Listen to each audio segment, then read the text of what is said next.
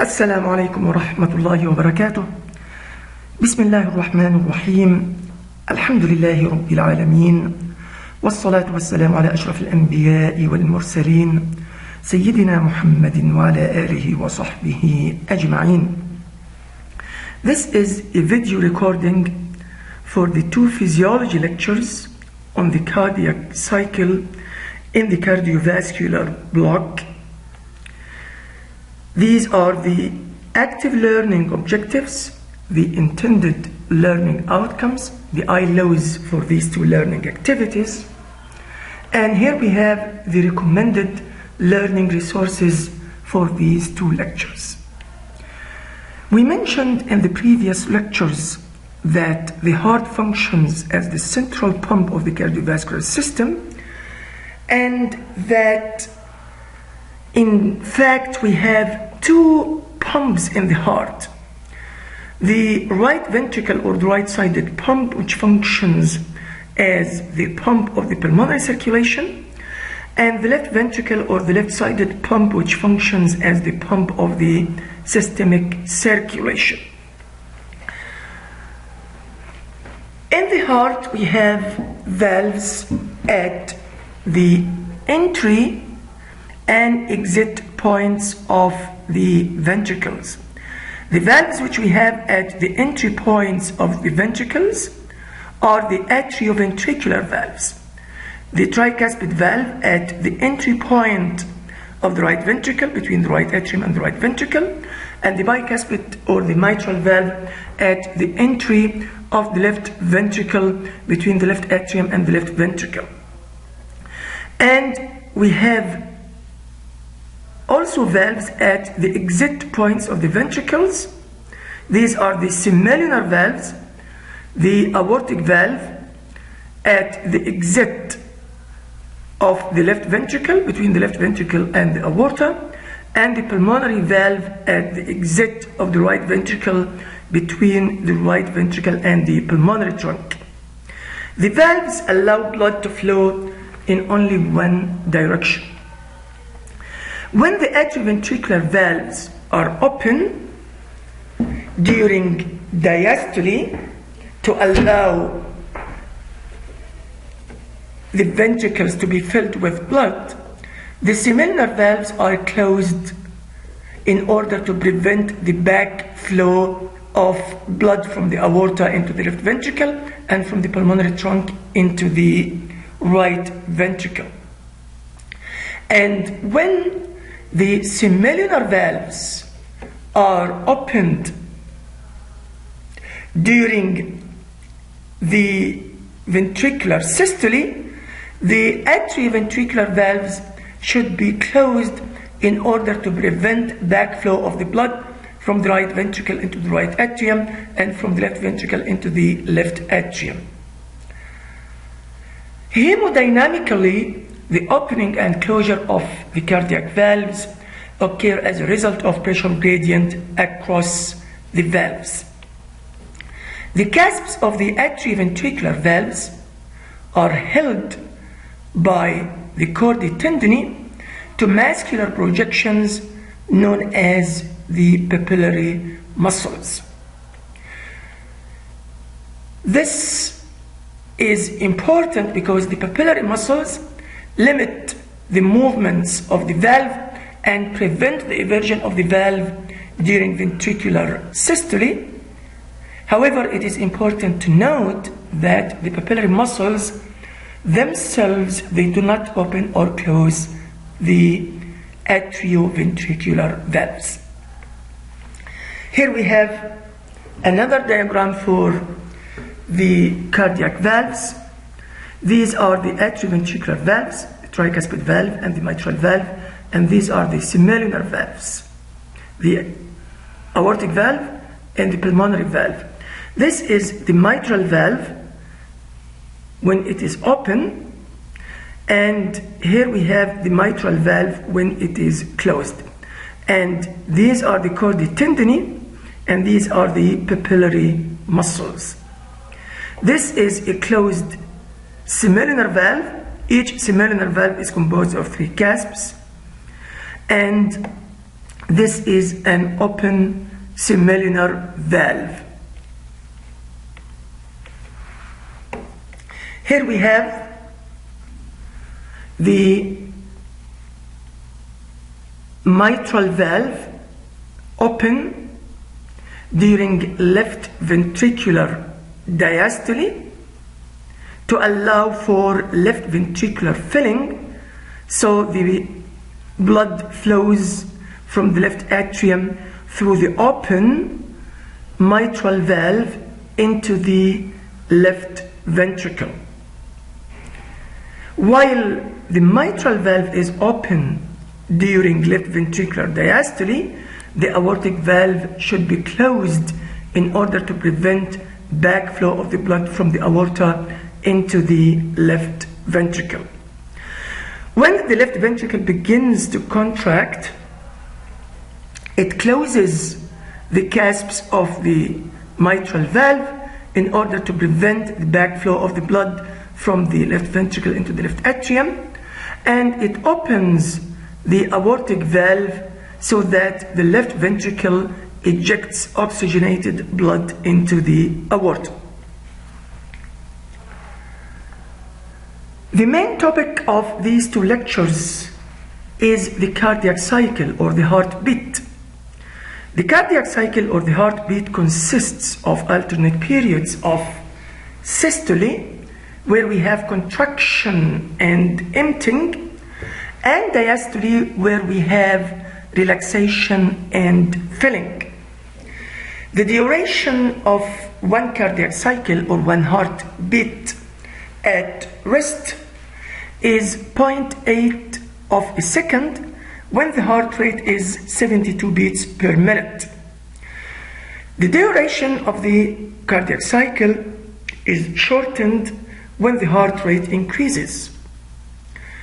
It is important to note that the atria and the ventricles go through separate cycles of systole and diastole, and the importance of this separate cycles of systole and diastole of the atria and ventricles will be described in details during these two lectures. Contraction of a cardiac chamber occurs as a result of the spread of excitation across the heart, whereas relaxation follows the subsequent repolarization of the cardiac musculature. So after the cardiac musculature finishes with repolarization, it begins to relax. Contraction of the ventricles generate pressure changes, and these pressure changes result in orderly movement of the blood. So the ventricles, the left and the right ventricles, are considered to be flow and pressure generators. What are the events which we have during the cardiac cycle? We have electrical events which are represented by electrocardiographic changes. These electrical changes result in mechanical events or mechanical phases of the cardiac cycle, and the mechanical events result in pressure changes and volume changes, and we also have hard sounds during the cardiac cycle. So the electrical events result in excitation of the cardiac musculature, and these are shown as ECG changes. These electrical events result in contraction followed by relaxation, and these are the mechanical events which happen during the cardiac cycle. These mechanical events result in ventricular pressure changes, ventricular volume changes, and closure of the valves producing heart sounds, and also opening of the valves, and aortic pressure changes, changes in the aortic blood pressure, and changes in the right atrial pressure, and changes in the jugular venous wave forms. So we are going to describe these electrical events and the mechanical phases of the cardiac cycle, and these ventricular pressure changes, ventricular volume changes, the heart sounds, the aortic pressure changes, and the right atrial pressure changes, and the accompanied jugular venous wave forms changes in details during these 2 lectures. And before we describe these changes in details, let's review the ventricular volumes very briefly. The end diastolic volume, EDV, this is the volume of the blood in each ventricle at the end of diastole. It is about 110 to 130 milliliters of blood. So the end diastolic volume of the left ventricle is equivalent to the end diastolic volume of the right ventricle.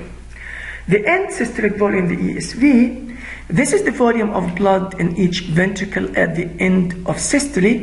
It is about 40 to 60 milliliters of blood remain by the end of systole in the left ventricle, and 40 to 60 milliliters of blood remain by the end of systole in the right ventricle.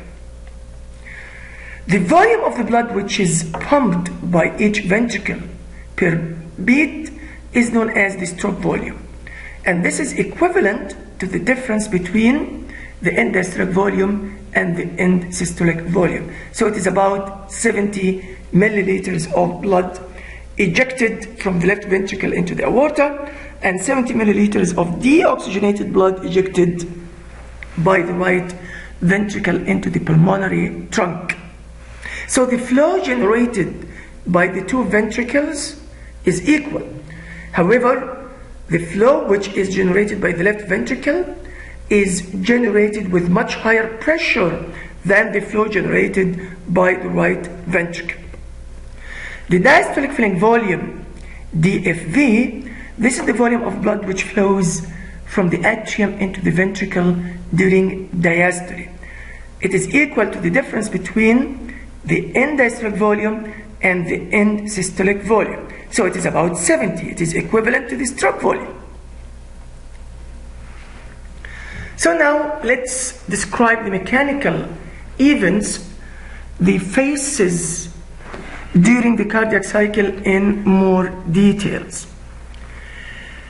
Each cardiac cycle or heartbeat consists of 2 major periods or 2 major phases, systole and diastole.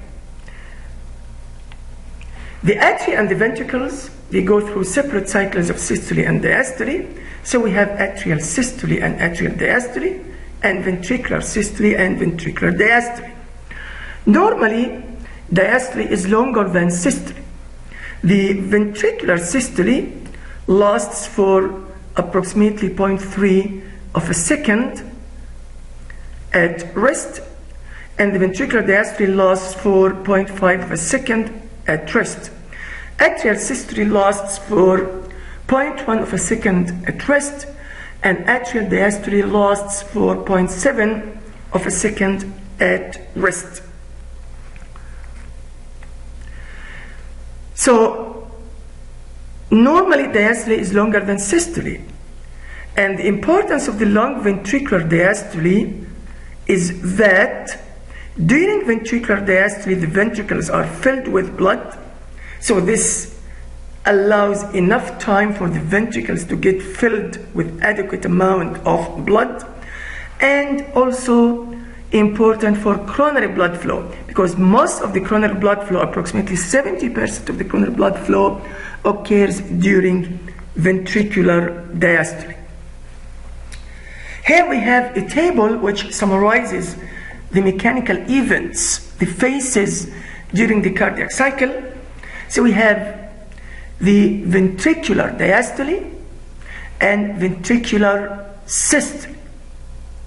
The ventricular diastole itself is further subdivided into a number of phases.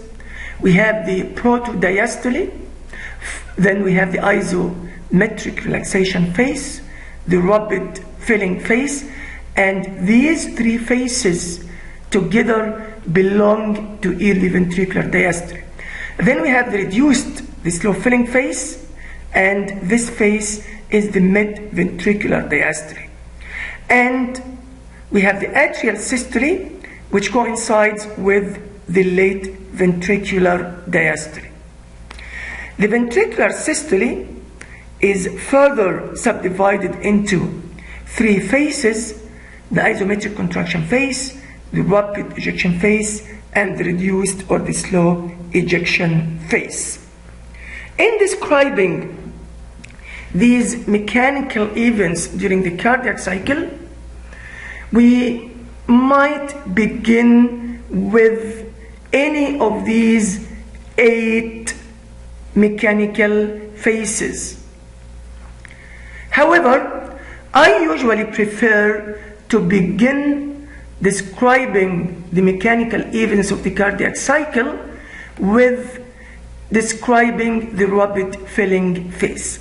So I consider the rapid filling phase as phase 1 of the cardiac cycle, then the reduced filling phase is phase 2, phase 3 is the atrial systole, phase 4 is the isometric contraction phase, phase 5 is the rapid ejection phase, phase 6 is the reduced ejection phase, then phase 7 is the protodiastole, phase 8 is the isometric relaxation phase.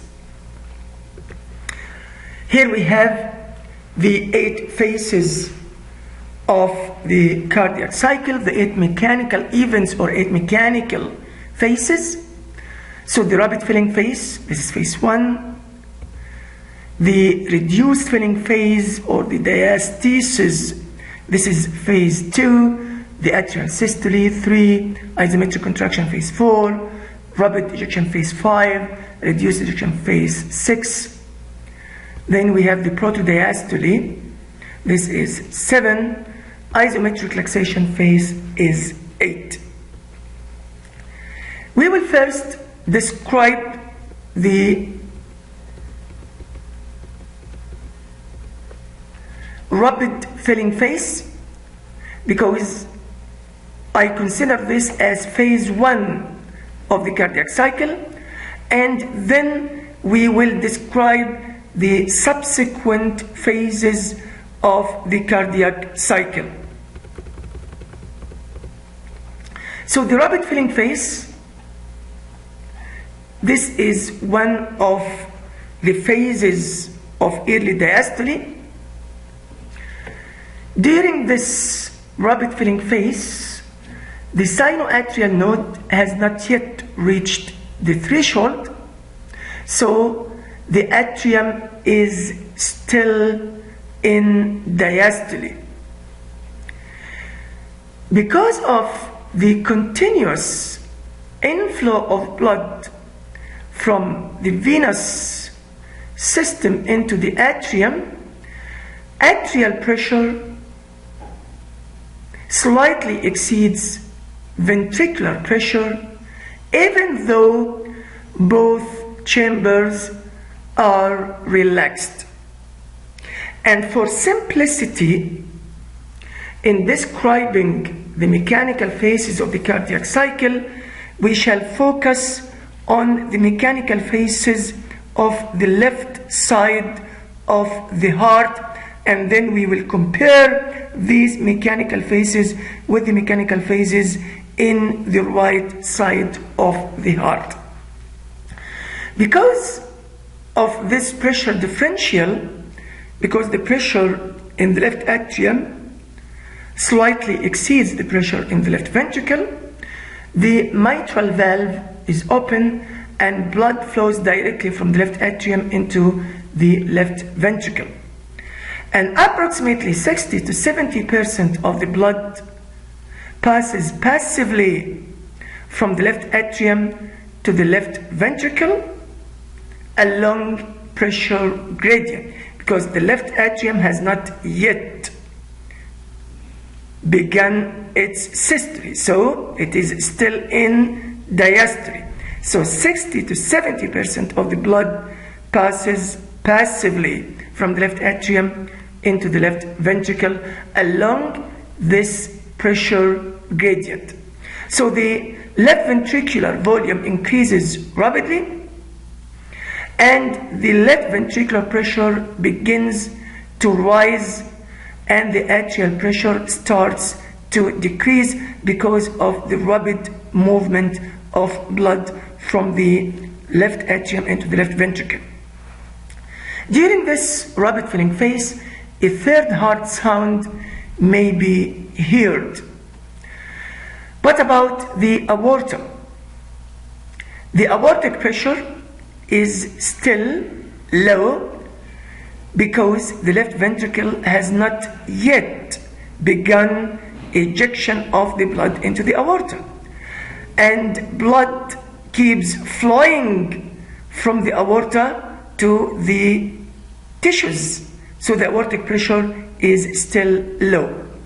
This rapid filling phase corresponds to the TP interval on the ECG. It is the interval after ventricular repolarization and before the beginning of another atrial depolarization. The rapid filling phase is followed by a reduced filling phase, which is also known as the diastasis. And while the rapid filling phase belongs to early diastole, the reduced filling phase, the diastasis, belongs to the mid-ventricular diastole. So during the reduced filling phase, the slow filling phase, the atrioventricular valve, the mitral valve, is still open, and the remaining of the atrial blood flows slowly into the ventricles. So the left ventricular volume increases more slowly, and the left ventricular pressure gradually increases. Still, the aortic valve is still closed, and no blood has been ejected into the aorta, so the aortic pressure is still low. Again, this phase corresponds to the TP interval on the ECG. After the slow filling phase, the reduced filling phase, we have the atrial systole, which coincides with the late ventricular diastole.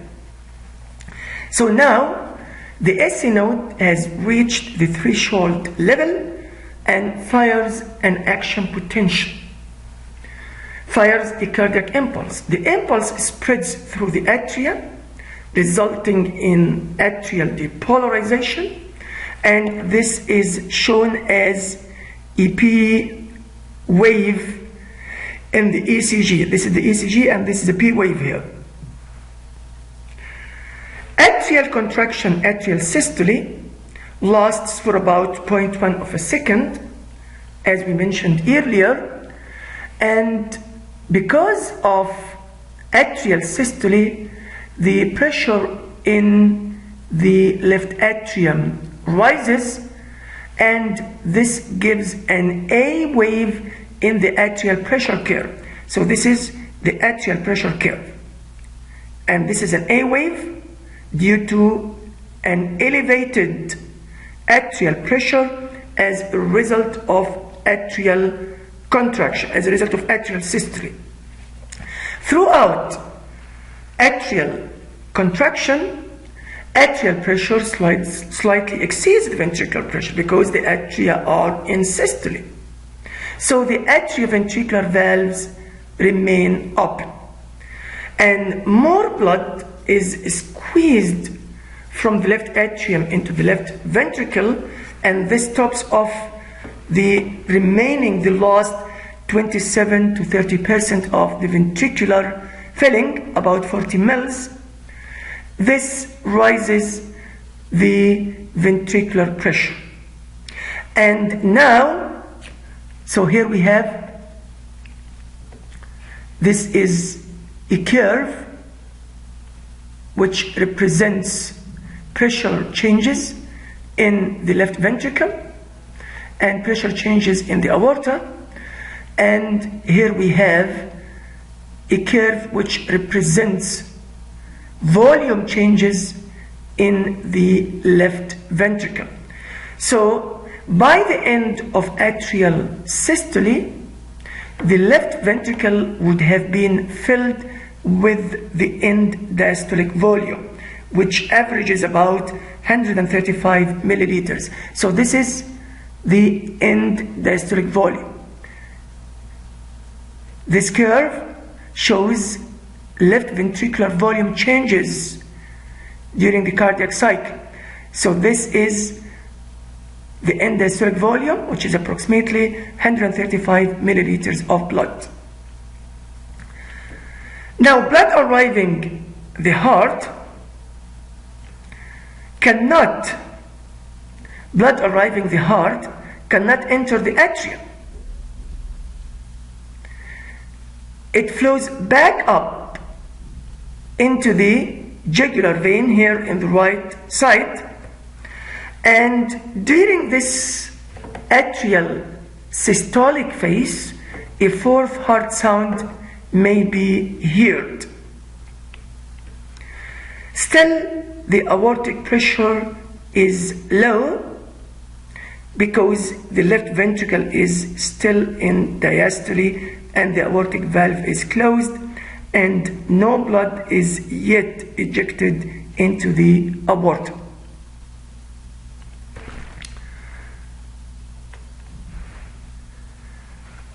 Is atrial systole important for ventricular filling?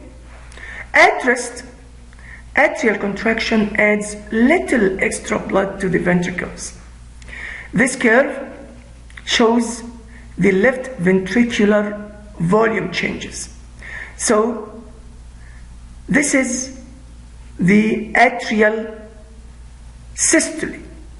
And as you can see here, atrial systole adds little extra blood to the ventricles at rest. However, when the heart rate is high, for example during exercise, ventricular filling time is reduced and atrial contraction adds a substantial amount of blood to the ventricles. So the effect of atrial contraction on ventricular filling is important when the heart rate is high during exercise.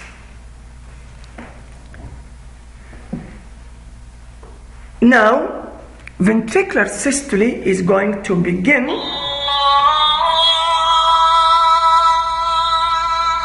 and the first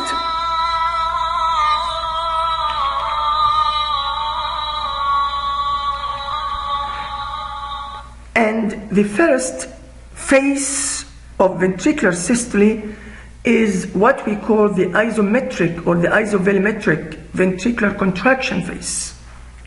So now the cardiac impulse passes through the AV node and the specialized conduction system to excite the ventricles, resulting in ventricular depolarization, which is seen as QRS complex in the ECG.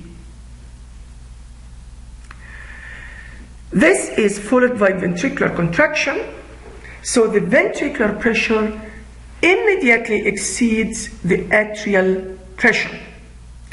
This results in closure of the atrioventricular valves and the first heart sound is heard. So this is S1. So S1 is heard at the beginning of the isometric ventricular contraction phase. the aortic valve is still closed, and the left ventricular pressure must continue to rise before it exceeds the aortic pressure in order to open the aortic valve. The left ventricle will not be able to open the aortic valve until unless the left ventricular pressure exceeds the aortic pressure. Because no blood enters or leaves the left ventricle during the isometric ventricular contraction phase, the left ventricular chamber remains at a constant volume, which is the 135 milliliters of blood, and the muscle fibers remain at constant length, but they continue to contract, and it is because of that this phase of systole is known as the isovolumetric or the isometric ventricular contraction. There is no change in the volume of the left ventricle or the right ventricle. The importance of this phase lies in the fact that since no blood enters or leaves the ventricles, and the ventricles continue to contract without shortening, the left ventricle generates pressure which is now enough to open the aortic valve, and the right ventricle generates enough pressure to open the pulmonary valve. So this period lasts for about 0.04 to 0.05 of a second until the pressures in the left ventricle exceeds the pressure in the aorta and the aortic valve opens. So can you see here, this is the changes. This is now the left ventricular pressure during the isometric contraction phase. It was initially approximately 3 or 4 millimeters of mercury, and during the isometric contraction phase it increases, and when it reaches 80 and slightly above 80, it opens the aortic valve. During the isometric contraction phase, the AV valve bulges into the atrium, the mitral valve bulges into the left atrium, and this causes a small but a sharp rise in the left atrial pressure, and this is seen as a C wave in the atrial pressure curve. Since no blood is still ejected into the aorta, and blood leaves the aorta going to the tissues, the aortic pressure is still low. The isovolumetric ventricular contraction phase ends by opening of the aortic valve. And when this happens, the maximum ejection phase begins. So contraction of the ventricle, of the left ventricle, rises the intraventricular pressure, and when the left ventricular pressure exceeds the aortic pressure, i.e. at approximately 80 millimeters of mercury, the aortic valve is forced open and ejection of the blood begins. And when ejection of the blood begins, left ventricular volume decreases. Ejection is rapid during this phase and then slows down as systole progresses during the subsequent phase, during the slow ejection phase. So ventricular volume decreases substantially as blood is rapidly pumped into the aorta, and the ejected volume of blood is the stroke volume is about 75, which is 70 milliliters of blood, about 75% of the ejected 70 milliliters, the stroke volume, is ejected during this rapid ejection phase. The remaining volume is the end systolic volume when the slow ejection phase ends. So blood is ejected into the aorta and is forced into the aorta faster than blood is drained off into the smaller vessels at the other end, and this results in an increase in the aortic pressure. So this curve is the aortic pressure curve. So the aortic pressure here is 80 at the end of the isometric contraction phase, and during the rapid ejection phase, what happens? The aortic pressure increases. Peak pressures in the left ventricle is about 120 millimeters of mercury, and late in systole, pressure in the aorta actually exceeds the pressure in the left ventricle. However, for a short period, the momentum, the movement of the blood keeps the blood moving forward from the left ventricle into the aorta despite the slightly elevated aortic pressure. The atria are in diastole during the rapid ejection phase of the ventricles, and the AV valves are pulled down during the rapid ejection phase, and this results in an X-descent in the atrial pressure curve. So this is the X-descent in the atrial pressure curve, which is due to pulling down of the atrioventricular valves during the rapid ejection phase of the cardiac cycle.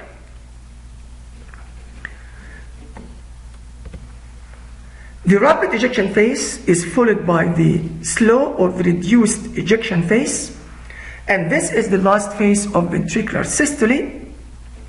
Ejection is slow, so the ventricular volume decreases more slowly, and the remaining 25% of the stroke volume is ejected during this phase, and now the volume which remains is the end systolic volume, about 65 milliliters or 70 milliliters. The intraventricular pressure declines somewhat before ventricular systole ends. So this is the left ventricular pressure reaching the maximum value of 120 millimeters of mercury during the rapid ejection phase and the early part of the slow ejection phase. Then the intraventricular pressure declines before the ventricular systole ends, and the aortic valve closes at the end of this phase. And closure of the aortic valve is the result of the decreased ventricular pressure. Is now the decrease in the ventricular pressure is lower than the aortic pressure, or the aortic pressure is slightly higher than the left ventricular pressure. So when the left ventricular pressure is about 110 millimeters of mercury, we have aortic back pressure, which closes the aortic valve. The atria are still in diastole and receiving blood. This slow or reduced ejection phase, this is the last phase of ventricular systole, and now ventricular diastole begins. And ventricular diastole begins with a phase known as protodiastole. The T wave on the ECG signifies ventricular repolarization, And ventricular repolarization occurs at the end of ventricular systole. Now, when the ventricles finish with repolarization, they begin to relax and undergo diastole. The already falling ventricular pressure drops more rapidly, and this is what is known as the period of protodiastole, which lasts for a very brief period of time, approximately 0.04 of a second. Physiologists have different opinion about the existence of the protodiastolic phase of the cardiac cycle. Some physiologists believe in its existence, and they think that the aortic valve has not yet closed by the end of the slow ejection phase, and that the protodiastolic phase is the period between the end of ventricular systole and the closure of the aortic valve. Thus, protodiastole ends when the momentum of the ejected blood is overcome and with the aortic valves, the clasps of the aortic valve close. And when this happens, this sets up transient vibrations in the blood and blood vessel walls, resulting in the generation of the S2, the second heart sound. After the aortic valve closes, pressure continues to drop rapidly in the left ventricle during the isometric relaxation phase which follows. And the left atrium is still in diastole, and the left atrial pressure continues to rise as a result of the continuous return of blood from the pulmonary circulation. However, still the atrial pressure is lower than the ventricular pressure, and accordingly the mitral valve is still closed. The protodiastolic phase of diastole is followed by the isometric or the isovolumetric relaxation phase. So when the aortic valve closes, the atrioventricular valve is still closed, is not yet open, because the left ventricular pressure still exceeds left atrial pressure. So all the valves are once again closed for a very brief period of time, and no blood can enter or leave the ventricle. And the muscle fiber length and the left ventricular chamber volume remain constant at the end systolic volume, which is 65 milliliters of blood. The importance of the isometric or the isovolumetric ventricular relaxation phase lies in the fact that it is during this phase, because of the isometric relaxation of the ventricular musculature, the left ventricular pressure drops markedly. So as the ventricles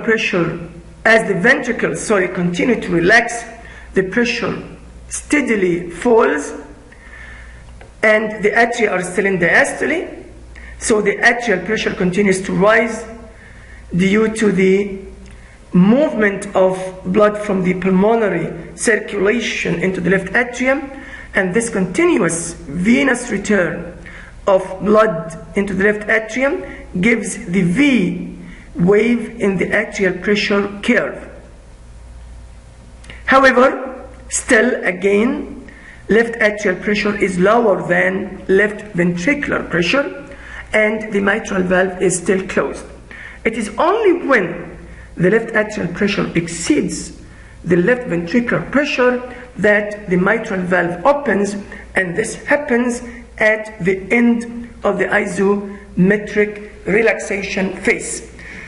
So the mitral valve opens at the end of the isometric relaxation phase, and this phase thus represents the beginning of diastole, and it's the quiescent period. This isometric relaxation phase is the quiescent period between the closure of the aortic valve and the opening of the mitral valve, and it lasts for about 0.04 of a second. So it is a brief phase of the cardiac cycle.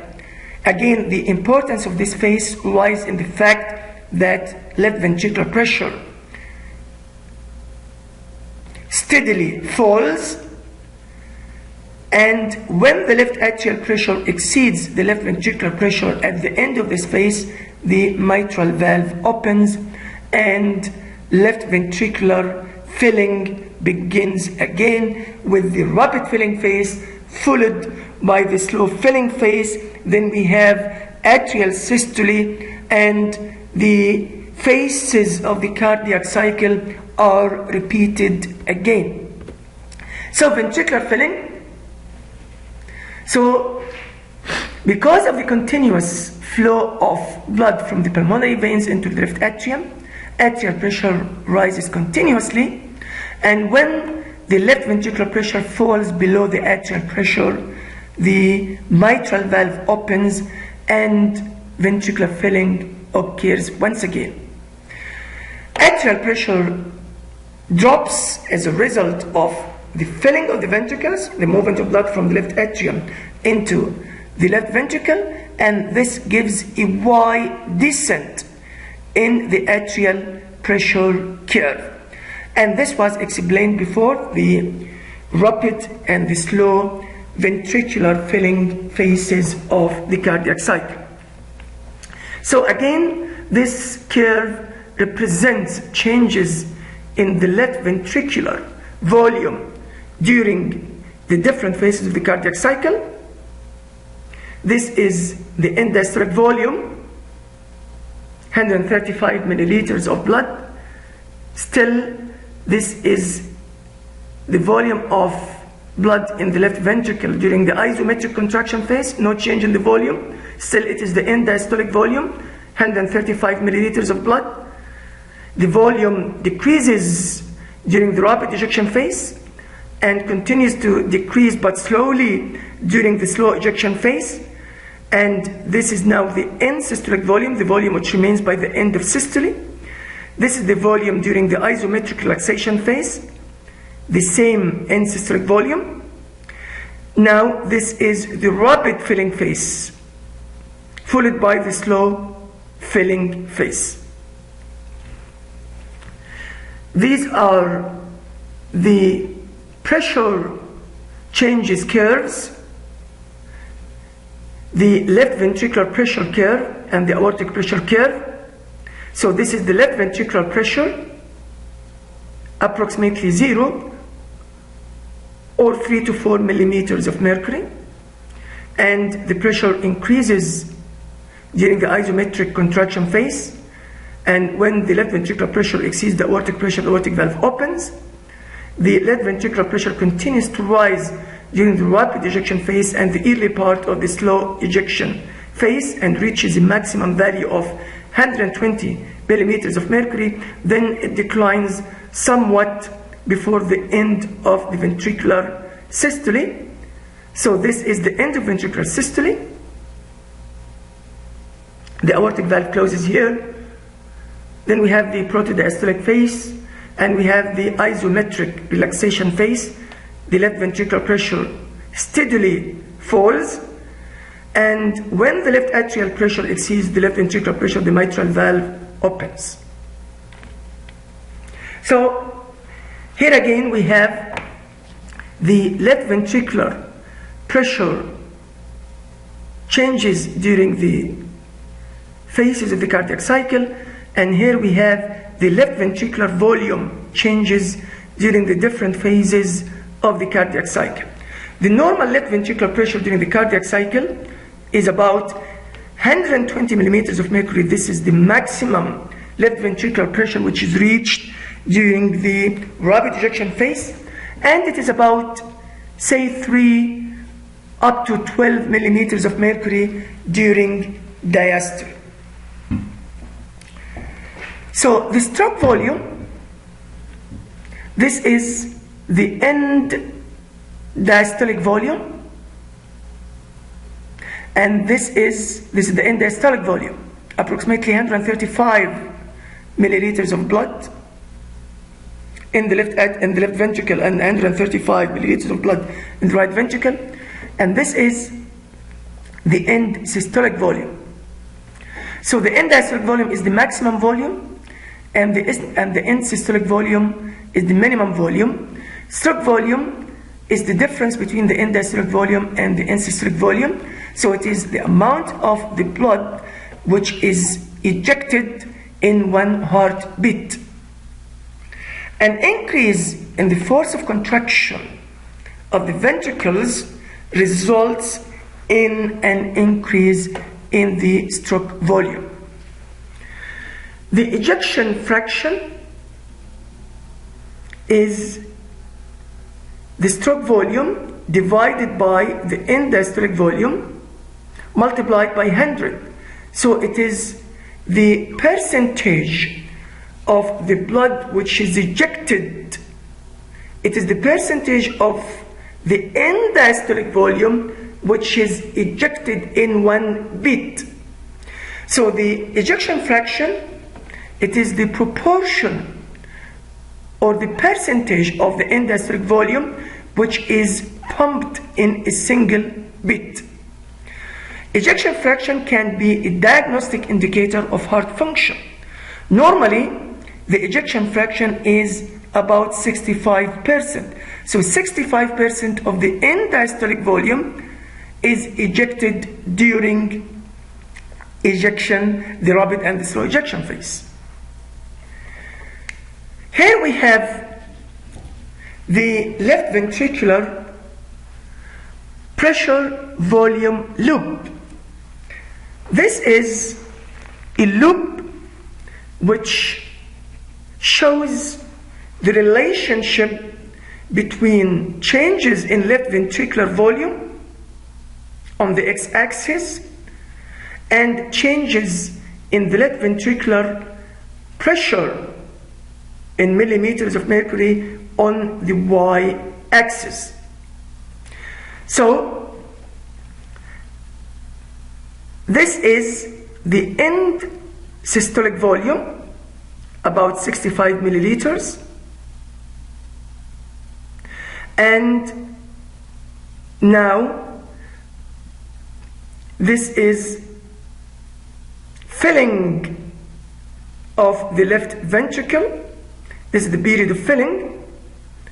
So the left ventricle, the volume by the end of systole was 65 milliliters of blood, and now it is in relaxation in diastole, and by the end of diastole the volume is about, say, 130 milliliters of blood. So this is the end diastolic volume. Then the left ventricle begins systole, and the first phase of systole is the isometric contraction phase. And at the beginning of the isometric contraction phase, the left ventricle closes the mitral valve. So the moment the left ventricle begins to contract, it generates enough pressure to close the mitral valve. However, still the left ventricular pressure is not enough to open the aortic valve. So the mitral valve is closed and the aortic valve is still closed, and the left ventricle undergoes the isometric contraction phase of the cardiac cycle. And the physiological significance of this isometric contraction phase is to increase the pressure. So can you see now we are moving on the y-axis. So the pressure elevates, increases, and when the left ventricular pressure exceeds the aortic pressure at about 80 millimeters of mercury, the aortic valve opens and ejection of blood begins. So now we'll move along the x-axis. So ejection at first is rapid, and during the rapid ejection phase, still the left ventricular pressure elevates because the left ventricle keeps on contracting.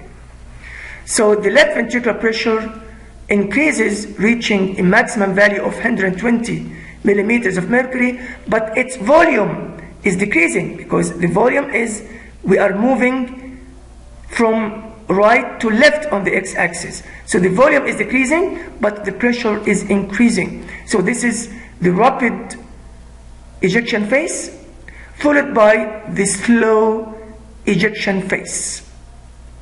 So before the end of left ventricular systole, as we mentioned earlier, left ventricular pressure decreases somewhat. And at about, when the aortic pressure is about 110 millimeters of mercury, the aortic valve closes. And the left ventricle now begins with diastole. So the volume of blood which remains in the left ventricle at the end of systole is the end systolic volume. So now the aortic valve is closed, and the mitral valve is still closed because still the left ventricular pressure is higher than the left atrial pressure, despite the continuous flow of pulmonary blood into the left atrium. And now the left ventricle relaxes isometrically. This is the isovolumetric relaxation phase of the cardiac cycle. And the physiological significance of this phase is now during this phase, left ventricular pressure, the volume doesn't change, but left ventricular pressure steadily falls.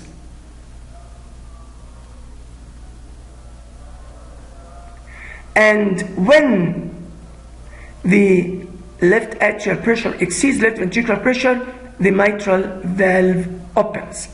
So now the difference, this is the volume of the blood which is ejected in one beat. This is the stroke volume, which is the difference between the end diastolic volume and the end systolic volume.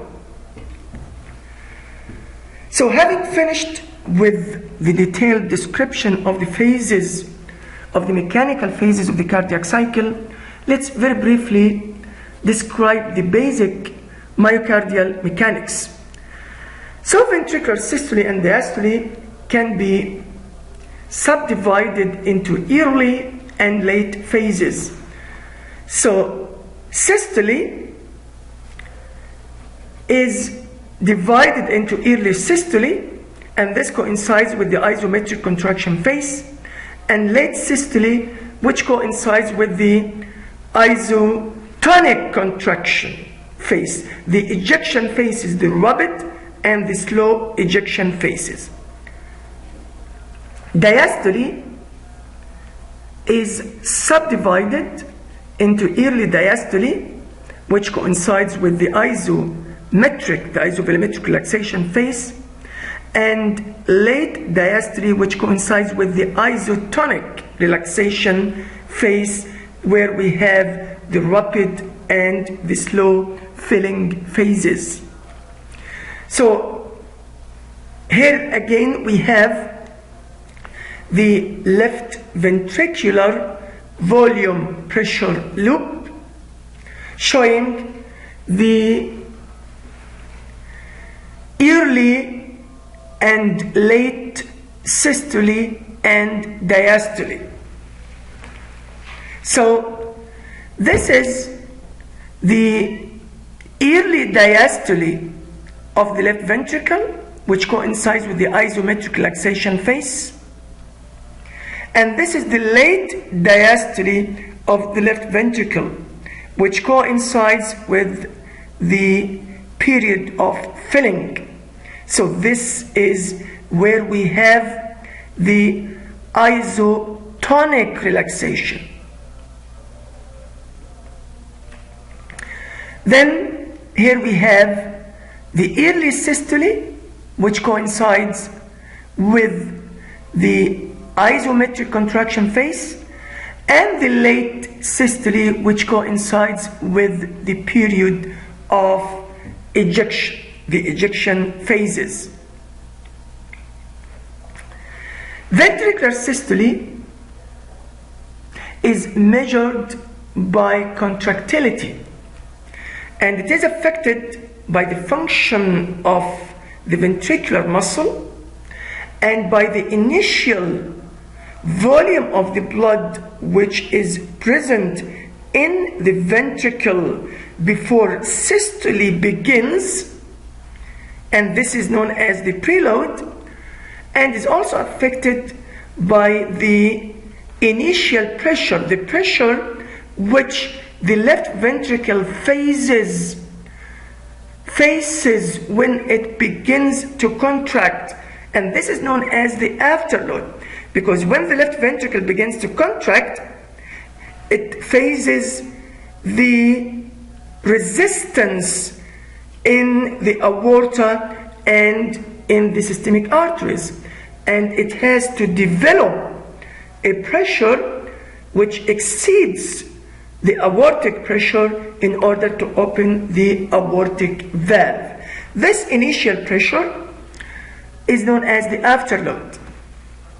Ventricular diastole is measured by the compliance, is measured by the change in the ventricular volume, which is brought about by change in pressure.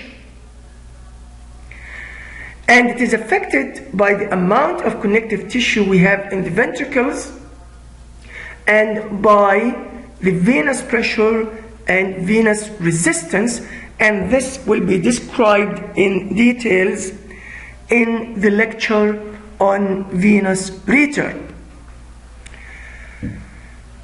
So we have described left ventricular pressure changes and left ventricular volume changes during the different phases of the cardiac cycle in more details, and we have also described aortic pressure changes during the cardiac cycle. And let's now describe the aortic pressure changes in more details. So this is the diastolic pressure in the aorta. This is the minimum pressure in the aorta, which is 80 millimeters of mercury, and this minimum pressure of 80 millimeters of mercury is reached just before the ventricle, the left ventricle, begins to eject blood into the aorta. The maximum systolic pressure in the aorta is 120 millimeters of mercury, and this is reached during the rapid ejection phase of the cardiac cycle. So the aortic pressure curve shows an ascending or an anacrotic limb and a descending or catacrotic limb. The ascending limb coincides with the rapid ejection phase of the cardiac cycle, where the amount of blood which enters into the aorta is more than the amount of blood which leaves the aorta and goes to the tissues. So the aortic pressure increases up to a maximum level of 120 millimeters of mercury. The descending, the catacrotic limb, has 4 stages. It passes in 4 stages. So this is the first stage, where the aortic pressure decreases, and this coincides with the reduced ejection phase, where the amount of blood which enters into the aorta is less than the amount of the blood which leaves the aorta, and it is because of that the aortic pressure decreases. This decrease in the aortic pressure is followed by the dicrotic notch or the incisura, and this is due to closure of the aortic valve. So there is sudden drop in the aortic pressure. This notch is seen in the aortic pressure curve at the end of ventricular systole. So this signifies the end of ventricular systole and the closure of the aortic valve. Then we have a dicrotic wave. This is where the pressure slightly increases in the aorta, and this happens as a result of the elastic recoil of the aorta. When the aorta receives the stroke volume, it expands because it is an elastic artery. Now the aorta recoils, and the elastic recoil of the aorta results in slight increase in the aortic pressure, giving rise to the dicrotic wave in the aortic pressure curve. Then the fourth stage is slow decrease in the aortic pressure up to a minimum pressure of 80 millimeters of mercury, and this is due to the continuous flow of blood from the aorta into the systemic arteries and the systemic circulation. So the minimum aortic pressure is the diastolic pressure is 80 millimeters of mercury, and the maximum aortic pressure is the systolic pressure, which is 120 millimeters of mercury normally, and is reached during the rapid ejection phase. The pulse pressure, this is the difference between the systolic pressure and the diastolic pressure. This is the pulsatile component of the aortic pressure, because during the successive cardiac cycles, the aortic pressure keeps on increasing from 80 to a maximum of 120, then decreasing to a minimum of 80, then increasing again to 120 millimeters of mercury, then decreasing again to a minimum of 80 millimeters of mercury. So this pulsatile component, which is the difference between the maximum pressure and the minimum pressure, the difference between the systolic pressure and the diastolic pressure, is what we call the pulse pressure, which is normally 40 millimeters of mercury. An increase in the pulse pressure can indicate hardening of the arteries, because as we mentioned in the previous lectures, the arteries are considered as pressure reservoirs. The mean arterial pressure, this is the mean pressure in the aorta and in the systemic arteries during the entire cardiac cycle. This mean arterial pressure is not equal to the sum of the systolic pressure and the diastolic pressure divided by 2.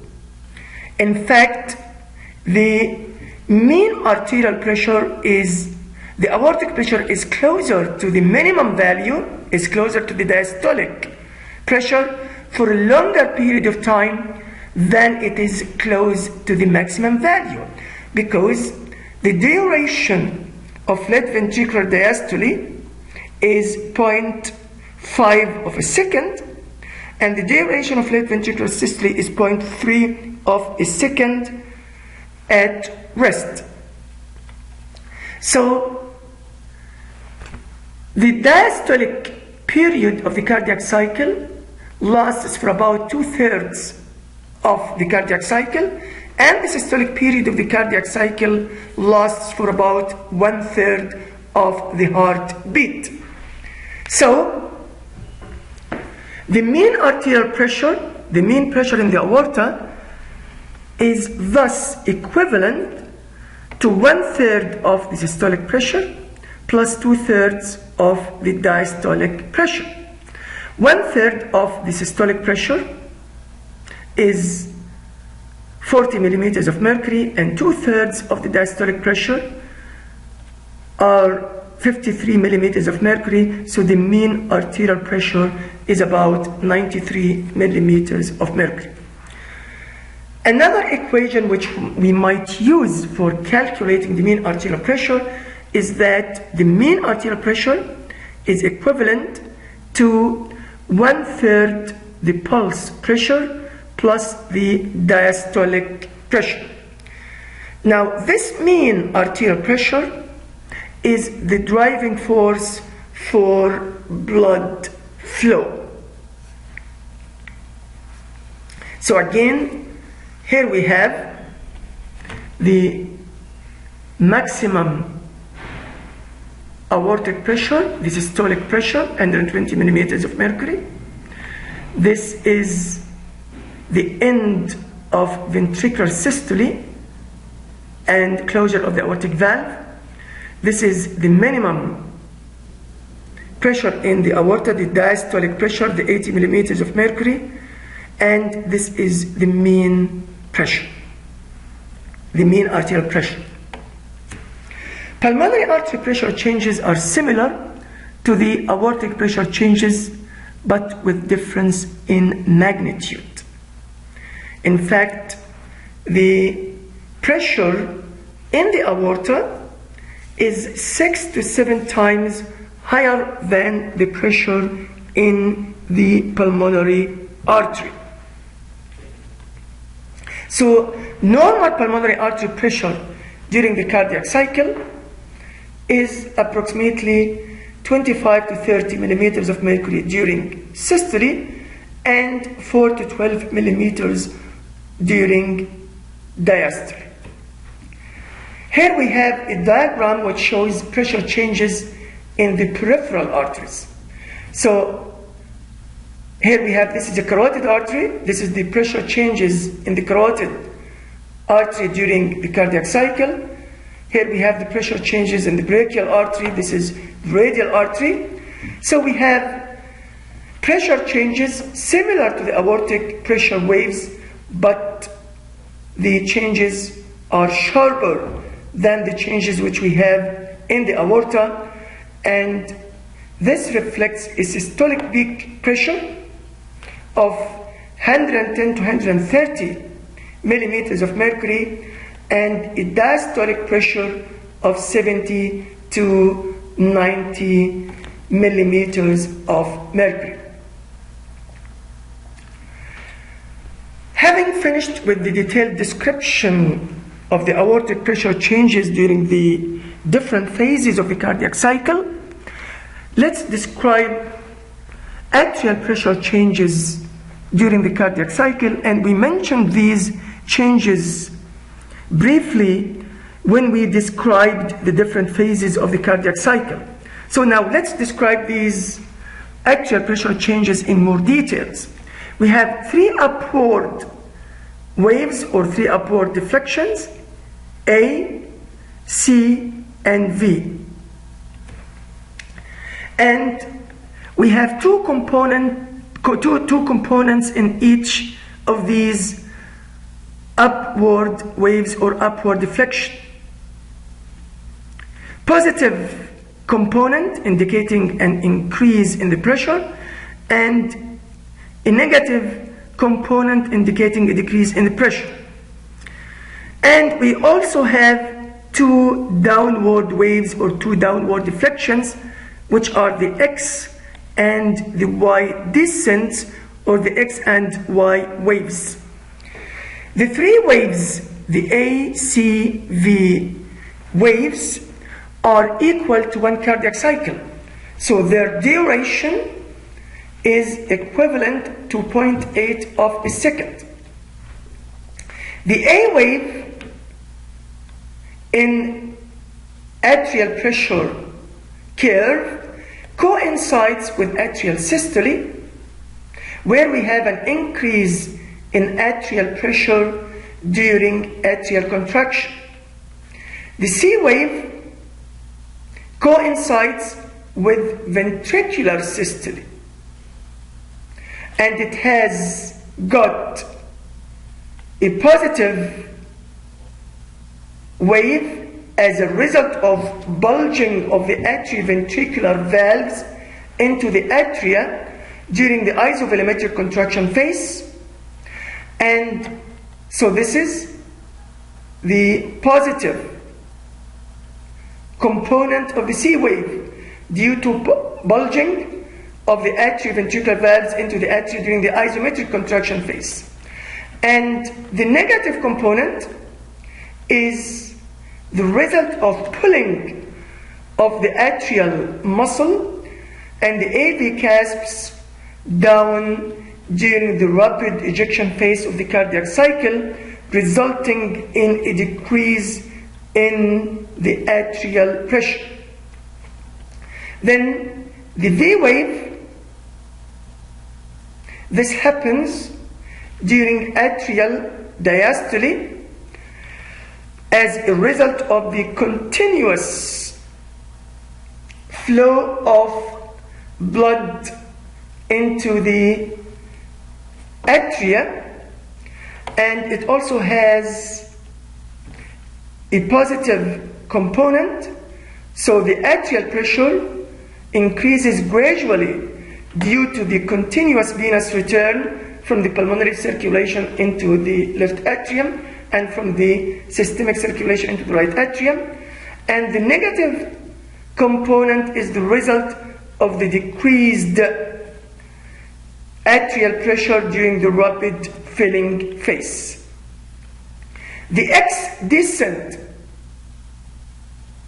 in the atrial pressure curve signifies the downward displacement of the AV valves during the reduced ejection phase, and the Y descent signifies the decrease in atrial pressure during the reduced filling phase.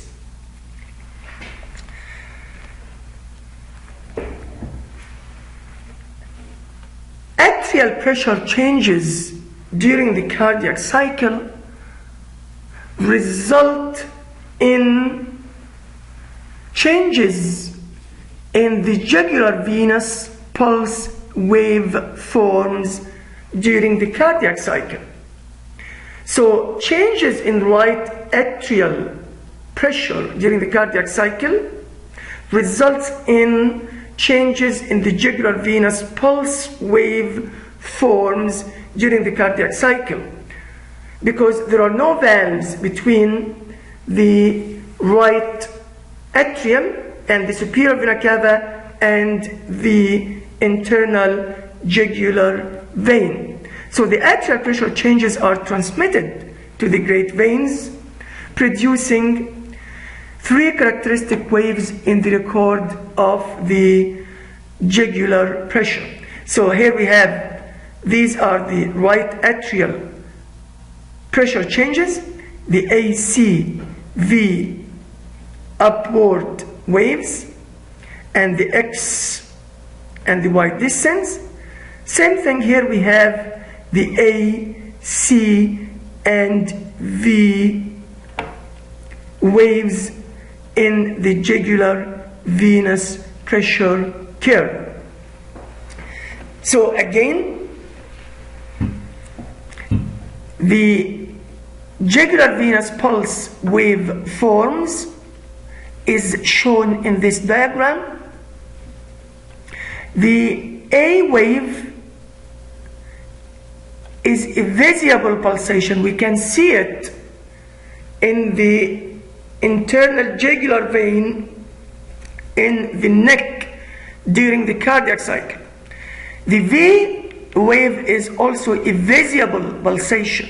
We cannot feel these pulsations, by the way. If we try to feel them with our fingers, we will not feel them, because these are venous pulsations. The venous pulsations are seen and not felt, whereas the arterial pulsations can be felt. So here we have a summary of the events of the cardiac cycle. So we have left ventricular pressure changes, left ventricular volume changes, aortic pressure changes, left atrium pressure changes, and we have heart sounds, and we have electrical changes which are seen as the ECG waves, and we have described all these changes and in pressure, in volume, and the generation of the heart sounds in the previous slides. And here we have a summary of the electrical changes during the cardiac cycle. So P wave is recorded before the onset of atrial systole. QRS complex is recorded before the onset of ventricular systole. And the T wave is recorded before the onset of ventricular diastole. In fact, by the end of the T wave, when the ventricles finish with repolarization, the ventricles begin to relax and undergo diastole. And lastly, few comments on the cardiac cycle timing. So although the events of the cardiac cycle on the two sides of the heart are similar, they are somewhat asynchronous. They are asynchronous to a very little extent. Right atrial systole precedes left atrial systole because the right ventricle gets depolarized before the left atrium, and right ventricular systole starts after that of the left ventricle. However, since the pulmonary arterial pressure is lower than the aortic pressure, right ventricular ejection begins before that of the left ventricle, because the right ventricle generates much lower pressure than the pressure generated by the left ventricle in order to open the pulmonary valve against the pulmonary arterial pressure, which represents the right ventricular afterload. During expiration, the pulmonary and the aortic valves close at the same time. However, during inspiration, the aortic valve closes slightly before the pulmonary valve, and this results in physiological splitting of the second heart sound, which will be explained in details in the subsequent lecture.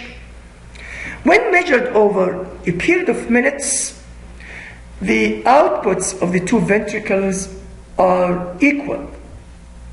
However, transient differences in the output during the respiratory cycle occur in normal individuals. So left ventricular output is equivalent to right ventricular output when the output is measured over a period of minutes. However, again, as we mentioned earlier in the lectures, the left ventricular output is produced with much higher pressure than the right ventricular output, because the left ventricular output is going through the systemic circulation, while the right ventricular output is going through the pulmonary circulation. Length of systole and diastole. We mentioned that the duration of systole decreases from about 0.27 or 0.3 of a second at a heart rate of 65 beats per minute to 0.16 of a second at a heart rate of 200 beats per minute. However, the duration of systole is much more fixed than the duration of diastole.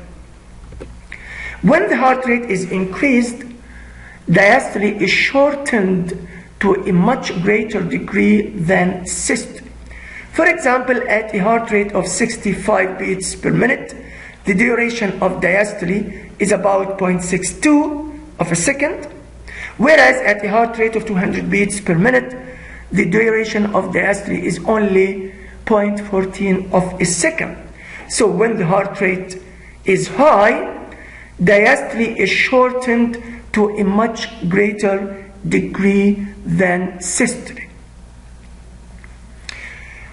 There are physiological and clinical implications of the shortened diastole when the heart rate is increased. The heart muscle rests during diastole, and coronary blood flows to the subendocardial portions of the left ventricle only during diastole. Furthermore, we know that most of the ventricular filling occurs in diastole. So at heart rates up to 180 beats per minute, ventricular filling is still adequate as long as there is enough venous return, and the cardiac output per minute is increased as a result of the increase in the heart rate. However, at very high heart rates, diastole is very much shortened, and filling of the ventricle may be compromised to such a degree that the cardiac output per minute falls. And the coronary blood flow to the subendocardial portions of the left ventricle are also affected at very high heart rates because the duration of diastole is shortened to a much higher degree. That's the end of these two lectures, and here we have the intended learning outcomes, the ILOs again, which you need to revise because these ILOs should direct your learning and should also direct the level of the learning which you should have acquired after you have reviewed the PowerPoint presentation and the associated learning resources for these two learning activities, for these two lectures. And thank you very much for listening.